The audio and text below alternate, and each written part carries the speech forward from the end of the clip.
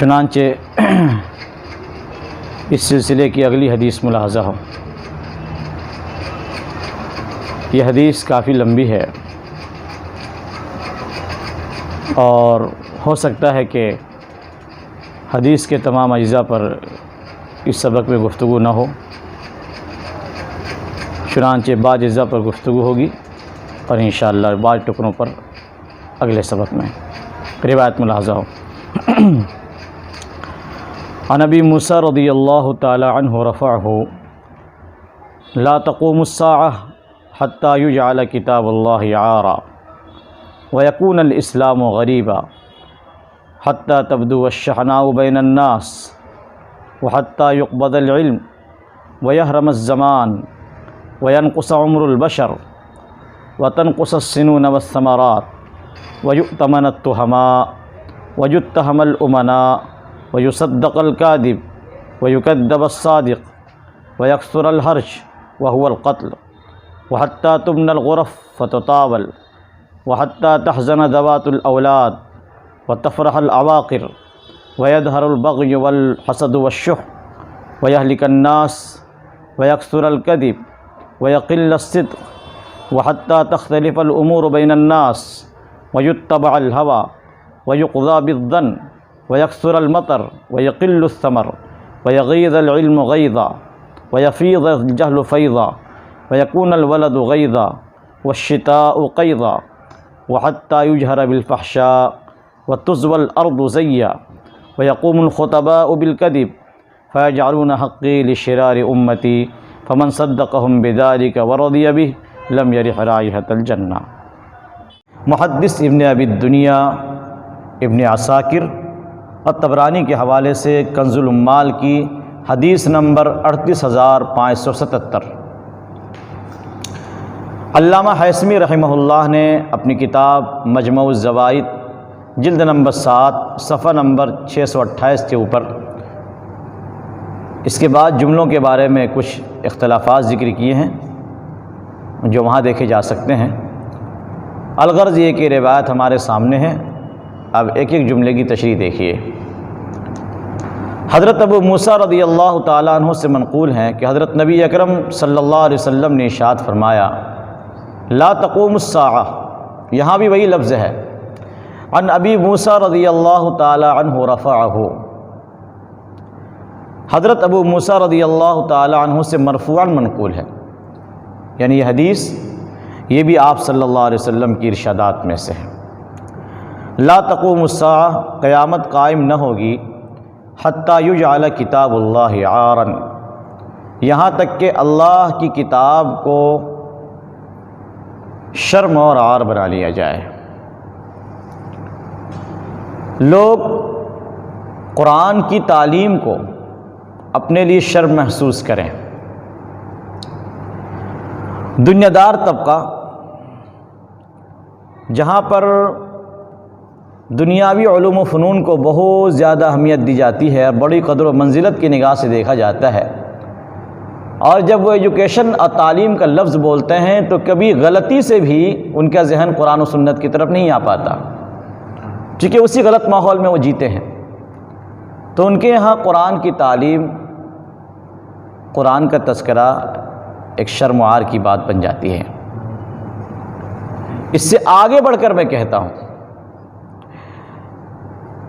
100 مرتبہ معافی کے ساتھ کہ وہ دیندار حضرات صاف لفظوں میں، وہ حفاظ، وہ علماء جو قرآن و حدیث سے جڑے ہوئے ہیں، مسجدوں کے امام ہیں، مدرسوں کے اساتذہ ہیں، اگر وہ قرآن و سنت کی عظمت سے خالی ہیں تو ان کی اولادوں میں سے ایک بھی بچہ مدرسے کا رخ نہیں کرتا۔ یہ صورتحال بھی دیکھی جا سکتی ہے۔ اچھا، کوئی مجبوری اگر ہو مدرسے میں نہ جانے کی تو وہ ایک الگ بات ہے، لیکن یہ کہہ کر کہ ہم تو ختم ہی ہیں، ہمارے بچے کیوں ایسے بنیں گے، یہ جملے بھی سننے کو مل جاتے ہیں نعوذ باللہ من ذالک۔ کبھی کبھی ہم زیادہ ان چیزوں پر پردہ پوشی نہیں کر سکتے، یہ صورتحال ہمارے سامنے ہے اور ہمارے اس طرح کے ائمہ کو اور علماء کو پیغام جانا چاہیے۔ آپ کو اگر اتنی شرم ہے تو اتار دیے، ٹوپی کو اتار کے پھینک دیجیے، آپ چھوڑیے مسلح کو، آپ مسجد سے نکلیے، آپ نکلیے مدرسے سے، کس نے آپ کو یہاں پہ رکھا ہے؟ یہ صورتحال دیکھی جا سکتی ہے۔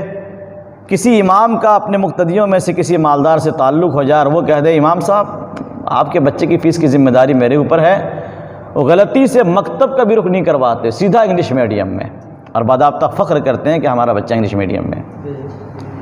یہ کوئی غلط نہیں تھا کہ آپ اپنے بچے کو ڈاکٹر بناتے، کچھ اور بناتے، کسی نے آپ کر سکتے تھے، آپ عالم ہے، بچہ ڈاکٹر ہو گیا، لیکن اس غلط ذہنیت کے ساتھ، یہ گندی ذہنیت جو آپ کے اندر پنپ رہی ہے، آپ جب ایسا کریں گے دوسروں میں کیا پیغام جائے گا؟ اس لیے اصلاح ہونی چاہیے، اور اپنی آنکھوں دیکھا ہے من جانب اللہ ایسے لوگوں کو عزت نہیں ملتی، وہ اپنے آپ کو عالم کہلائیں، کچھ بھی کہلائیں، کہیں کے بھی امام ہوں، معاشرے میں اس کی عزت نہیں ہوتی۔ عزت و ذلت اللہ کے ہاتھ میں، وہ عزتیں ڈالتا ہے، وہ ذلت سے دوچار کرتا ہے۔ تو یہ ہے کتاب اللہ یارا، اللہ کی کتاب، کتاب اللہ کی تعلیم عار بن جائے۔ میں نے پہلے بھی سنایا تھا اور پھر میں نقل کر رہا ہوں کہ ایک جلسے میں جانا ہوا تو میرے کمرے میں ایک دو نوجوان آئے جو دنیاوی اعتبار سے تعلیم یافتہ تھے، اچھی ڈگری رکھتے تھے۔ برجستہ انہوں نے مجھ سے جملہ کہا کہ آپ مدرسے والوں نے کیا دیا ہے ہمیں؟ دیا کیا ہے؟ گھر گھر جا کر قرآن پڑھانے والے کچھ حافظ پیدا کر دیا آپ نے۔ اتنی حقارت سے کلام اللہ کی تعلیم کا ذکر کرنا۔ میں کہتا ہوں گھر گھر جا کر قرآن پڑھا رہا ہے، وہ اپنی آخرت سنوار رہا ہے، تمہارے لاکھوں انجینئر اور ڈاکٹر سے وہ بہتر ہے۔ ٹھیک ہے، تم عزت مت دو، اور اگرچہ اس نے بھی زیادہ اپنی عزت کا خیال نہیں رکھا ہے، ورنہ آپ کے در پر وہ جاتا کیوں، لیکن چلیے حالات نے اسے مجبور کر دیا ہے۔ ہمارا معاشرہ ایسا بنا ہی ہوا ہے کہ اگر یہ حضرات دروازے پہ نہ جائیں تو پھر امت اور بھی زیادہ محروم ہو جائے دین سے۔ تو کسی قدر ان کا احسان تو ضرور ماننا چاہیے کہ کسی بہانے یہ جا رہے ہیں اور کچھ سکھا کر آ رہے ہیں۔ تو ایسے لوگوں کا اتنی حقارت سے تذکرہ کرنا کہ آپ نے دیا کیا ہے، یہ بڑی خطرناک بات ہے۔ کہنے والے کے چہرے پہ داڑھی، سر پہ ٹوپی، غالباً کسی دینی تنظیم سے بھی جڑے ہوئے تھے، اس لیے بڑی افسوس اور بڑی حیرانی ہوئی ان کے کہنے پر۔ دوسرا جملہ وَيَكُونُ الْإِسْلَامُ غَرِيبًا، اسلام بے کس اور اجنبی ہو جائے گا۔ بے کسی کا ایک مطلب تو یہ بتایا جاتا ہے کہ جب اسلام کی شروعات ہوئی تھی اس وقت اس کے ماننے والے بہت کم تھے، یہ مذہب بڑا بے یار و مددگار تھا، لوگ اس کی طرف توجہ نہیں کرتے تھے، اور صحابہ کرام کے ساتھ جو کچھ مکی زندگی میں ہوا ہے وہ ہم سنتے سناتے رہتے ہیں۔ لیکن پھر دھیرے دھیرے لوگ اس سے مانوس ہوئے اور اسلام پوری دنیا میں پھیلا۔ آخر میں چل کر پھر اسلام اسی طرح بن جائے گا کہ لوگ اسلام کو اجنبیت کی نگاہ سے دیکھیں گے۔ اسلام کا بڑا چرچا ہوگا لوگوں کی زبان پر، حقارت کی نیت سے، اجنبیت کی نیت سے کہ یہ کیا ہے۔ 100 بار استغفار پڑھیے کہ ہم جس دور میں جی رہے ہیں، اسلام کو اجنبیت کی نیت سے دیکھنا، اسلام کی باتوں پر اعتراض کرنا، شک و شبہ کا اظہار کرنا، یہ صرف غیروں کا نہیں بلکہ اس وقت بعض مسلمانوں کا بھی طریقہ بن چکا ہے۔ مذہب اسلام کو مانتے ہوئے وہ اس کی باتوں سے تعجب کا اظہار کرتے ہیں کہ یہ حکم کیسا ہے، اسلام میں یہ پردے کا نظام، یہ ذرا سا ذہن اس کو قبول نہیں کرتا ہے کہ اتنی زیادہ سختی، حلال و حرام میں اتنی زیادہ سختی کہ کاروبار کیسے چلے گا، ہم دنیاوی لحاظ سے ترقی کیسے کریں گے۔ یہ سب بہانے بنائے جاتے ہیں سودی قرض لینے کے لیے بینک سے۔ یہاں تک کہ آپ کے کلکتہ کی رپورٹ ہے جو گزشتہ رمضان میں ایک صاحب نے، جو سائنٹسٹ الحمدللہ اپنے کلکتہ کے اور اس وقت کیمبرج کے اندر وہ پروفیسر ہیں ہمارے تعلقات والوں میں سے، انہوں نے کہا تھا کہ ایک جج سے میری بات ہو رہی تھی، مسلمان جج تھے، اور وہ کہہ رہے تھے کہ قرآن کے اندر جو وراثت وغیرہ کے بعد مسائل ہیں اس کو بدلنا چاہیے۔ برجستہ مشورہ دیا گیا۔ یہ ہے وہ چیز، اسلام کو اجنبیت کی نگاہ سے دیکھنا۔ یہ تلخ حقیقتیں ہیں جو ہم سنتے رہتے ہیں۔ اب یہ باتیں لوگوں کے سامنے لایا تو لوگوں کو بہت چبھے گی یہ باتیں، مگر ہمارے معاشرے میں باتیں پنپ رہی ہیں، مگر چھپا کے کیوں رکھا جائے؟ اس لیے میں ان مثالوں کو آپ کے سامنے پیش کرتا ہوں کہ مسلمان کیا ہو گئے ہیں اس وقت۔ وجہ کیا ہے معلوم ہے؟ جب یہ ڈگریاں لینے کے لیے اپنے کالجوں میں یونیورسٹیوں میں گئے تو جو نظام انگریزوں نے بنایا ہے نا، عیسائیوں اور یہودیوں نے، انہوں نے کہا ڈگریاں تم کو فری میں ہم نہیں دیں گے، فری میں ڈگری لے کر جاؤ گے اپنے ایمان کا سودا یہاں سے کر کے جاؤ۔ ڈاکٹر اقبال نے بہت قریب سے اس نظام کو دیکھا تھا اور اس کے بعد یہ چند اشعار کہے تھے، ہم نے سوچا تھا کہ لائے گی فراغت تعلیم، کیا خبر تھی کہ چلا آئے گا الہاد بھی ساتھ۔ اور یہ اہل کلیسا کا نظام تعلیم ایک فقط جنگ ہے یہ دین و مروت کے خلاف، اس کی تقدیر میں محکومی و محرومی ہے۔ قوم جو کر نہ سکی اپنی خودی سے انصاف، فطرت افراد سے اغماس کر لیتی ہے پر کبھی کرتی نہیں ملت کے گناہوں کو معاف۔ ڈاکٹر اقبال کے اشعار انہی لوگوں کے بارے میں ہیں خاص طور پہ۔ اس لیے اس معاملے میں بہت زیادہ چوکنا ہونے کی ضرورت ہے۔ اگر زیادہ آپ تعلیم یافتہ ہیں اور آپ کو شک و شبہ ہے اسلام کے احکام کے بارے میں تو پڑھیے نا، کتابوں کی کیا کمی ہے۔ آپ کو اردو نہیں آتی، الحمدللہ علماء نے، دیگر حضرات نے انگریزی میں ان چیزوں کو لکھ دیا ہے، آپ خوب مطالعہ کیجئے یہاں تک کہ آپ کو اطمینان ہو جائے۔ اور آپ کو اپنے مطالعے سے اطمینان نہیں ہوتا، الحمدللہ ہر علاقے میں اور بعض علاقے میں بڑے علماء موجود ہیں، جائیے ان سے رجوع کیجیے۔ دنیا کو اللہ نے سمیٹ دیا ہے، ٹیلی فون سے رابطے کیجیے، بڑے مفتیان کرام سے بات کیجیے، وہ آپ کو مطمئن کریں گے۔ لیکن ماہرین سے رابطہ جوڑے بغیر، مطالعہ کیے بغیر، سرسری باتوں کو دیکھ کر غیروں سے متاثر ہو کر اسلام کے بارے میں مسلمان ہو کر اس ٹائپ کے فیصلے کرنا، یہ بڑی حیران کن اور بڑی خطرناک بات ہے۔ اس سے ہمارے تعلیم یافتہ طبقہ کو بچنے کی ضرورت ہے۔ اس سے حتیٰ تبدو الشحناء بین الناس، لوگوں کے درمیان دشمنی، آپس میں بغض اور کینہ، اس کا ظہور ہوگا۔ اور یہ چیز ہم اپنی آنکھوں سے دیکھ رہے ہیں۔ محلے کے اندر آپ کو ایسے افراد مل جائیں گے ہر محلے میں جن کے آپس میں تعلقات جن کے صحیح نہیں ہیں۔ جیسے کہ میں نے پیچھے بھی کہا تھا، بعض گھروں میں بھی آپ کو ایسے افراد مل جائیں گے کہ ایک آنگن میں رہتے ہوئے ان کے تعلقات آپس کے صحیح نہیں ہیں۔ اس کی طرف توجہ دینے کی ضرورت ہے۔ وَحَتَّى يُقْبَضَ الْعِلْمُ، علم کو اٹھا لیا جائے گا۔ اس پر مختصر انداز میں پیچھے کلام آ چکا ہے۔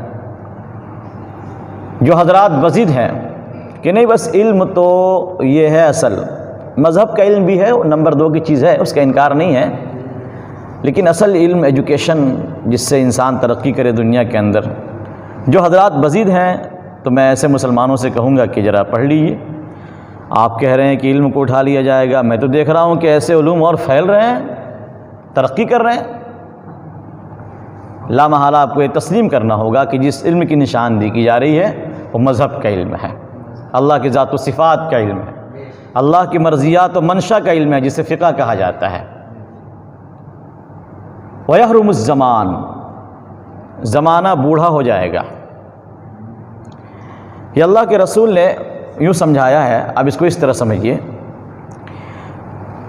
انسان جب بڑھاپے کی عمر میں آ جاتا ہے تو طرح طرح کی بیماریوں سے وہ دوچار ہوتا ہے، خیر کے کام اس سے انجام نہیں پاتے۔ اسی لیے تو 5 سوالات جو کل قیامت کے دن کیے جائیں گے، پہلا سوال تو پوری زندگی کا ہوگا، لیکن دوسرا سوال بالخصوص جوانی کے بارے میں ہوگا۔ وَعَنْ شَبَابِهِ فِيمَا أَبْلَاهُ، جوانی کے بارے میں سوال کہ اس کو کہاں ختم کیے تھے۔ بچپن میں انسان شریعت کا مکلف نہیں ہے، بڑھاپے میں بیماریوں نے اسے کمزور کر دیا ہے، تو بہت زیادہ کارنامے اور مجاہدے بڑھاپے کی حالت میں نہیں کیے جا سکتے، نہیں انجام دیے جا سکتے۔ تو اس لیے جوانی کا اصل حساب ہونا ہے۔ تو جس طریقے سے انسان بڑھاپے میں کمزور ہو جاتا ہے، طرح طرح کی بیماریاں اس کے ساتھ لگ جاتی ہے، اور ایسی بیماریاں لگتی ہے کوئی بھی بلکہ کہیے کہ بڑھاپے میں علاج مشکل ہو جاتا ہے، کیونکہ انسان کے اندر جو ایک دفاع کی قوت ہوتی ہے وہ بڑھاپے میں آ کر ختم ہو جاتی ہیں، اب بیماریاں اچھی طرح اس کے جسم میں بسیرا کر لیتی ہیں۔ اسی طریقے سے آپ نے فرمایا کہ زمانہ بوڑھا ہو جائے گا، یعنی اس زمانے میں رہنے والے لوگ خیر کے کاموں میں سست پڑ جائیں گے، بہت زیادہ وہ دینی کارنامے انجام نہیں دے سکیں گے، اور اس زمانے میں، اس بوڑھے زمانے میں بسنے والے انسان روحانی بیماریوں کے شکار ہوں گے، اور جس طرح ایک بوڑھا بیمار ہونے کے بعد اس کا علاج ناممکن سا ہو جاتا ہے، تو اس دور میں بسنے والوں کے بھی روحانی علاج ناممکن سا ہو جائے گا۔ کوششیں کی جائے گی، علماء متصوفین جن کا تذکرہ میں بار بار کرتا ہوں، کوششیں کریں گے، دردمہ حضرات اٹھیں گے، لیکن یہ کہ بہت زیادہ خاطر خواہ فائدہ اس کا نظر نہیں آئے گا، ویحرم الزمان، زمانہ بوڑھا ہو جائے گا۔